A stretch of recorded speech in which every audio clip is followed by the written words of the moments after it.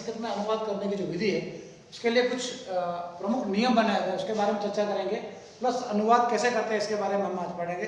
तो ध्यानपूर्वक आप वीडियो को देखें। आप अगर ये टॉपिक समझ में आ गया तो आप देख लीजिए, रचनात्मक कार्य जो होता है जैसे निबंध लिखना है, पत्र लिखना है, ये आप स्वयं कर सकते हैं। ठीक है, चलिए शुरुआत करते हैं। अनुवाद प्रकरण, हिंदी से संस्कृत में अनुवाद कैसे करते हैं इसके लिए छोटी सी जानकारी है। सबसे पहले हमें अनुवाद करने के लिए पहला नियम है कि वाक्य किस काल का है। हम जो भी वाक्य का हिंदी से संस्कृत में अनुवाद कर रहे हैं वो किस काल का है, वाक्य जो है वो किस काल का है, सबसे पहले हम ध्यान रखें किस काल का है। ठीक है सर, ये चीज हमें ध्यान में चाहिए।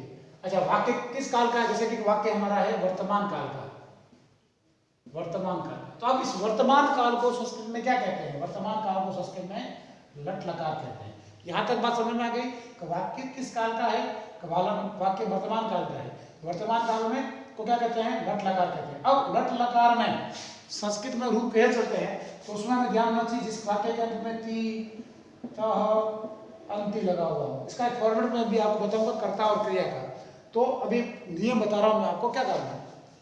तो इसे चलता है। अब इसके बाद हम देखेंगे कि वाक्य का कर्ता कौन है। ये हो गया, हमें पता चल गया कि लट लगा में रूप कहे चलता है। अब हमें ये पता करना है कि इसका सब्जेक्ट यानी कर्ता कौन है, जो वाक्य है उसका कर्ता कौन है। ठीक है, कर्ता के बारे में मालूम चलने के बाद में कर्ता कौन से पुरुष का है, पुरुष का कौन सा है, कौन से पुरुष का कर्ता है, अर्थात प्रथम पुरुष का है,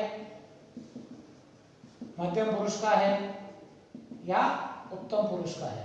ठीक है, अब जिस पुरुष का कर्ता होगा, माना कि जैसे एक कर्ता आ गया मैं, ठीक है, और मैं है हमेशा कौन सा होता है? उत्तम पुरुष। कौन सा होता है? उत्तम पुरुष।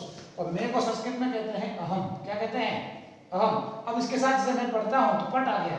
अब पट के साथ में क्या लगेगा कि अहम जो है ये उत्तम पुरुष का एक वचन है, तो उत्तम पुरुष एक वचन लट लकार में होगा आमी, तो बनेगा पठामी। तो कभी भी आपका गलत नहीं होगा। ठीक है, तो ये बात समझ में आनी चाहिए। ठीक है, अब बात करते हैं हम इसके आगे कि सबसे पहली चीज दो चीज होती है, एक तो आपका होता है कर्ता और एक आपकी होती है क्रिया। मैं इसको मिटा रहा हूं, ये बात समझ में आ गई आपको? देखिए, अनुवाद प्रकरण जो है इसके लिए सबसे इंपॉर्टेंट चीज होती है कर्ता और क्रिया। अगर किसी भी सेंटेंस में, वाक्य में कर्ता और क्रिया अगर हमको समझ में आ गया, ठीक है, जो नियम मैंने आपको बताया था ऊपर, उसी के आधार पर एक सारणी बता रहा हूं आपको। अगर ये सारणी समझ में आ गई तो 10th क्लास तक आपको कोई प्रॉब्लम नहीं आएगी अनुवाद करने में। कुछ कारक के नियम हमें ध्यान होना चाहिए जो अपन ने पिछले वीडियो में पढ़े थे। कर्ता ने कर्म को कर्ण से, संप्रदान के लिए अपादान से अलग, संबंध काके की रारेरी, अधिकरण में पेपर, संबोधन है और वो याद होना चाहिए। उसके साथ कुछ उपपद विभक्तियां होती है, जैसे नमा के योग में चतुर्थी विभक्ति होती है, स के योग में तृतीय विभक्ति होती है, अभित, परित, समया, निक्षा के योग में द्वितीय विभक्ति होती है। तो वो चीजें भी आपको ध्यान रखनी है। लेकिन एक सिंपल सा वाक्य अगर आता है तो हमारे पास दो चीजें होती है, एक होता है कर्ता सब्जेक्ट, एक होता है क्रिया। ठीक है, अब हमारे पास कर्ता कौन कौन है? देखिए, कार्य को करने वाले कर्ता कौन है? एक तो बात को कहने वाला होता है, जैसे मैं, बात को कहने वाला मैं हूं। ठीक है, तो मैं हो गया उत्तम पुरुष। बात को सुनने वाले कौन है? आप लोग, आप हो गए मध्यम पुरुष। मैं भी हो गया, आप भी हो गए। बचा कौन? बचा जो यहाँ पर नहीं, वह राम श्याम जो यहाँ उपस्थित नहीं है, वो हो जाएगा प्रथम पुरुष। उसी के बारे में जानकारी है। हमारे दिल और दिमाग में एक चीज फिक्स कर लीजिए कि जब कभी भी आता है अहम, आवाम और वयम, अर्थात अहम का मतलब होता है मैं, आवाम का मतलब होता है हम दोनों, वयम का मतलब होता है हम सब। जब भी ये आता है इसका मतलब ये कौन सा पुरुष है? उत्तम पुरुष है। ठीक है, और इसका ये ध्यान रखना, इसका नंबर भी फिक्स बना हुआ है। हम का नंबर जो आपका है वो 7 नंबर है, सबसे लकी नंबर 7 है इसका। फिर है 8 नंबर इसका, और इसका है आपका 9 नंबर। बस ये नंबर ध्यान रखना है और फिक्स है। इसके अलावा उत्तम पुरुष में कोई नहीं आ सकता। उत्तम पुरुष में केवल और केवल अहम, अवामयम, मैं, हम दोनों और हम सब, बात को कहने वाला। क्लियर, बिल्कुल क्लियर होना चाहिए उत्तम पुरुष क्या है। ठीक है, अब बात करते हैं कि मध्यम पुरुष कौन होता है। मध्यम पुरुष में होता है त्वम, युवाम और यूयम। त्वम का मतलब हो गया तुम, युवाम का मतलब तुम दोनों, यूयम का मतलब तुम सब। मतलब मध्यम पुरुष में त्वम, युवाम, यूयम को छोड़ करके कुछ भी नहीं आ सकता है। जब भी तुम दोनों और तुम सब की बात करेंगे तो वो मध्यम पुरुष में ही होगा 100%। ठीक है, और इसका भी नंबर देख लीजिए। इसका नंबर होगा 4, इसका नंबर होगा 5, इसका नंबर होगा 6। ये ध्यान रखना, नंबर आपको ध्यान रखना। अपन एक तरफ देख लेते हैं कि ये तो है लड़के वाले, ये कौन है? ये तो लड़के वाले हैं, और ये है अपने लड़की वाले।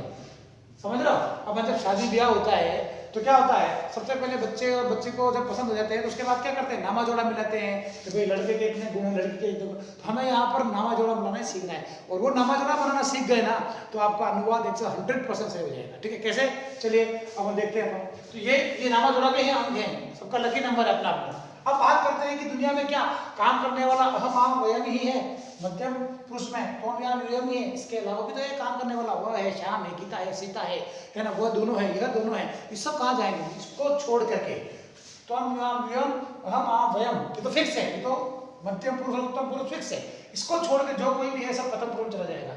एक उदाहरण के लिए लिया गया है सह ताउते, ठीक है, सा ते ता तत ते तानी, स का मतलब वह, सा का मतलब वह, तत का मतलब वह, लेकिन यह स जो है ये आएगा लड़के के लिए, सा आएगा लड़की के लिए और तत आएगा नपुंसक लिंग के वाक्य के लिए, है ना, जबकि अर्थ इसका एक ही है, वह, इन तीनों का अर्थ वह है, लेकिन दिक्कत क्या है कि ये लड़के के लिए, ये लड़की के लिए, ये नपुंसक लिंग के लिए, और इसकी जगह अगर मैं नाम देता हूँ रामः तो इसका नाम भी आ सकता है। ठीक है, इसी प्रकार से तौ एंड ते और ते, इनका मतलब होता है दोनों, लेकिन तौ आएगा लड़के के लिए, ते आएगा लड़की के लिए और ते आएगा नपुंसक लिंग के लिए। फिर ते ता तानी, इस तीनों का अर्थ है वे सब, और इसके लिए भी क्या है, ये लड़के के लिए, लड़की के लिए और नपुंसक लिंग के लिए। तो आपको समझ में आ गया कि बात की अगर लड़के के लिए शब्द यह या वह का प्रयोग किया जाता है तो वहां क्या आएगा स, लड़की के लिए स आएगा। अब बात करते हैं हमारा, इसका भी नंबर है 1 2 और 3। अब आपको ये जानना चाहिए किस नंबर पे कौन है, जैसे मैं बताता हूँ, आप मुझे पूछ लीजिए तो बताइए सर 7 नंबर पे क्या है, 7 नंबर पे अहम है, ठीक है ना, 3 नंबर पे क्या है, ठीक है, 3 नंबर पे क्या हो जाएगा, 3 चीजें, 3 नंबर पे प्रथम पुरुष में आ जाएगा, क्या क्या आएगा, ता ते और तानी, 3 चीजें आ जाएगी। तो ये हमें याद होना चाहिए कि कौन सा नंबर पे क्या है, ये बहुत इंपॉर्टेंट है, ये नंबरिंग जो कर रखी है मैंने, ये आपको याद होना चाहिए और ये तो याद करना ही है, इट इज वेरी इंपॉर्टेंट। ठीक है, अब बात करते हैं हम क्रिया की, और क्रिया में भी हम ले रहे हैं नट लकार। नट लकार का मतलब क्या होता है, वर्तमान काल। कौन सा काल है, वर्तमान काल। ठीक है, और वर्तमान काल में एक शॉर्ट ट्रिक्स मैंने लिख रखी है, केवल यही याद करना है ना, जैसे अति, अतः, अंति, असि, अतः, अत, आमी, आवह, आम, और उसके बाद एक डंडा ये बनाना है, एक ये डंडा बनाना है। ये अंग्रेजी का एक आकार बन रहा है, इसे कहते हैं एल विधि। तो इसके पास सबसे विसर्ग लगा देंगे, यहाँ विसर्ग, यहाँ विसर्ग, यहाँ विसर्ग और यहाँ पर भी विसर्ग है। ठीक है, इसको अपन ऐसे याद नहीं करते हैं, कभी याद करते हैं ती तह अंति सी थ थ आमी आवह आम। तो ये याद करना ही है, 2 चीजें आपको याद करनी है, किसके लिए, अनुवाद के लिए। ये दोनों याद हो गई तो मैं 101% गारंटी के साथ कह रहा हूँ, आपका एक भी वाक्य गलत नहीं होगा। ठीक है, और आप निबंध बना लेंगे, आप पत्र लिख लेंगे, आराम से कर लेंगे। अब समझना क्या, देखिए, क्योंकि यहाँ पर ये लड़के वाले हो गए, अपने पास लड़की वाले, ये इसका भी नंबर डाल दिए 1 2 3 4 5 6 7 8 9। अब हमें क्या है, जिस नंबर का लड़का आएगा कर्ता, उसी नंबर की क्रिया आएगी लड़की। कैसे, देखिए, जैसे एक वाक्य लेता हूं, वह जाती है, वह जाती है। ठीक है, सबसे पहले देखेंगे, मैंने नियम बताया था सबसे पहले कि वाक्य किस काल का है, तो वह जाती है वर्तमान काल का है। कौन सा काल का है, वर्तमान काल का। तो वर्तमान काल को क्या कहते हैं, लट लकार। क्या कहते हैं, लट लकार। लट लकार में रूप कैसे चलते हैं, अति, अतः, अंति, असि, अथ, अतः, आमी, आवह, आम। उसके बाद में ये क्या होना, जाना, जाने को कहते हैं गच। क्या कहते हैं, जाने को बोलते हैं गच। तो सब क्या आगे लगा तो गच, गच गच गच गच गच गच गच गच गच, क्या बन जाएगा, गचति गचते गचंती, गचसी गचत गचत, गच्छामि गच्छामि गच्छामि। हम क्या करते हैं, याद करते हैं, गचति गचति गचति, पठति पठति, रटते हैं, रटना नहीं है, केवल ये याद करना है। अगर पूछा उसने पढ़ने को कैसे बनाएंगे, पाठ पाठ पाठ पाठ पाठ पाठ, सब पे पट लगा दो। हंसना है, हंस हंस हंस हंस हंस। तो ये सूत्र है यहाँ पे, इसको याद कर लिया तो कोई सी भी क्रिया दे दे, केवल आगे उठा के लगाना और जोड़ना है, मिलाना है। ठीक है, तो यहाँ आपने कर दिया गज धातु, गज लगेगा, ठीक बात, यहाँ कोई दिक्कत नहीं। अब ये क्रिया हमें ध्यान हो गई कि यहाँ पर लट लकार है और गज धातु है, और सबसे क्या है वह, और वह कौन, लड़का है, लड़की, लड़की है, और लड़की के लिए क्या आ जाएगा आपका सा। क्या आ जाएगा, लड़की के लिए सा। बस इसको याद रखोगे तो हो जाएगा सा। अब सा जो है, सा और क्या है, गज। अब हमें क्या देखना है, सा कौन सा नंबर पर है, लड़का है ना सा, तो सा एक नंबर पर, लड़की कौन सी आ रही है, अति। तो इसमें अति जोड़ेगा, ये आधा होता है, अब मिल जाएगा, अच्छा पूरा हो जाएगा और बन जाएगा गच्छति।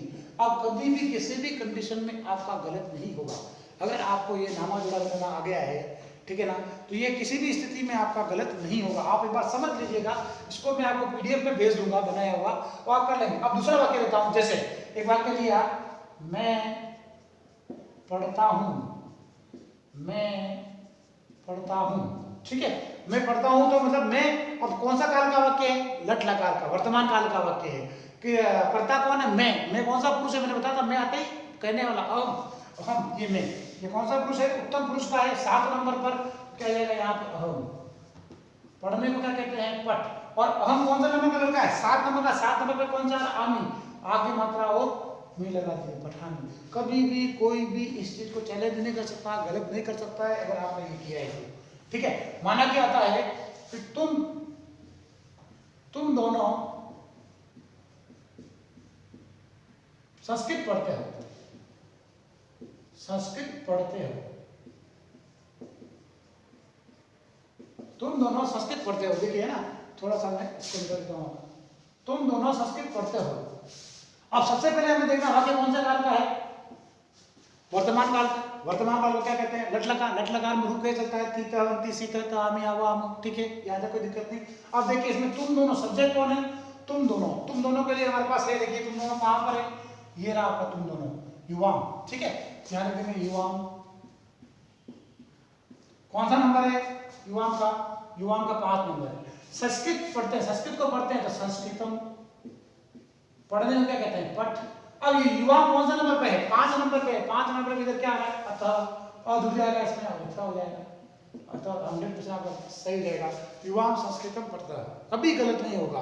तो ऐसे कुछ 5-7 वाक्य मैं आपको अभी दूंगा जो आपको करना है, ठीक है, तो उसको करें। उसको आप बिल्कुल व्यवस्थित रूप से मैं पीडीएफ में भेज दूंगा, इसको उतारना है पूरा। उसको उतारने के बाद इसके 5-7 वाक्य मैं आपको पीडीएफ में भेज दूंगा, 5-10 वाक्य दूंगा, वो 10 वाक्य आपको करने हैं। नहीं होता है तो वापस इसको समझेंगे, ठीक है। बहुत बहुत धन्यवाद, थैंक यू।